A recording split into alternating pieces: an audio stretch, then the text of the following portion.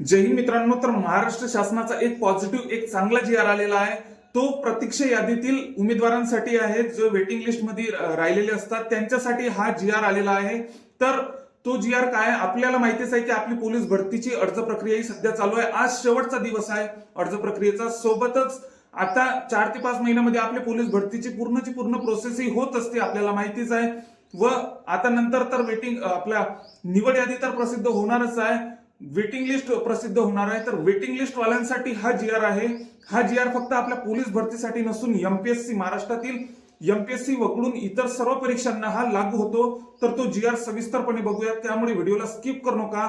चॅनलला जर नवीन असाल तर चॅनलला नक्कीच सबस्क्राईब करून घ्या, जेणेकरून ज्या समोरचे मैदानी चाचणीचे अपडेट्स असो, इतर कोणतेही अपडेट्स असो, आता आजची अर्ज प्रक्रियेची शेवटची तारीख आहे। तर आज आपण सविस्तरपणे मुंबईला किती अर्ज, पुणेला, अशा सर्व जिल्ह्यांच्या आपण सविस्तरपणे टक्केवारी सुगट एका जागेला तिथं किती उमेदवार उपलब्ध झालेले आहेत, तिथं कट ऑफ कसा जाऊ शकतो, अंदाजे कट ऑफ कसा जाऊ शकतो, मैदानी चाचणीचा, लेखीचा, अशा सर्व बाबींबद्दल आपण व्हिडिओ बनवणार आहे।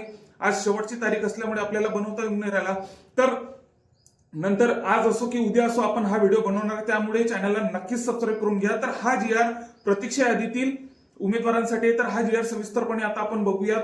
अगोदर आपल्याला माहितीच होतं की प्रतीक्षा यादीतील उमेदवारांसाठी कमी कालावधी भेटत होता, की त्यांना वेटिंग लिस्ट मधून निवड यादीमध्ये बोलवण्यासाठी हा कमी कालावधी होता, जेमतेम 1 वर्षाचा कालावधी होता। तर त्यामध्ये ज्या 1 वर्षाच्या कालावधीमध्ये बऱ्याचशा प्रमाणात अडचणी येत होत्या, काही कोरोना सारख्या अडचणी असो, काही इतर अडचणी असो, काही इलेक्शनच्या अडचणी असो, तर अशा बऱ्याचशा अडचणींना सामोरं जावं लागत होतं, जे 1 वर्षामध्ये प्रोसेस होत नव्हती। तर हा जो काळ आहे आता एमपीएससी साठी, फक्त हा जी आर एमपीएससी साठी लागू नाही, कारण हा जी आर खूप महत्वाचा आहे। कारण या आधी 1 वर्षासाठीच आपल्याला माहिती आहे की 1 वर्ष आधी फक्त प्रतीक्षा यादीतील उमेदवारांना बोलवण्यात येत होतं, पण यावेळेस आता आपल्याला 2 वर्षाचा इतका कालावधी दिलेला आहे।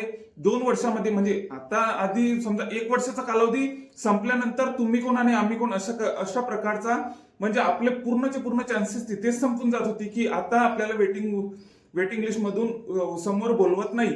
तर पूर्णचे पूर्ण चान्सेस आपले 1 वर्षात संपून जात होते, काही शिल्लक उरत राहत नव्हतं। तर यावेळेस त्यांनी जी आर मध्ये 2 वर्षाचा इतका कालावधी दिलेला आहे, म्हणजे 2 वर्षामध्ये पूर्णच्या पूर्ण 2 वर्षामध्ये आपल्याला कधीही वेटिंग लिस्ट मधून बोलवू शकतात, असा या जी आरचा पूर्ण अर्थ आहे।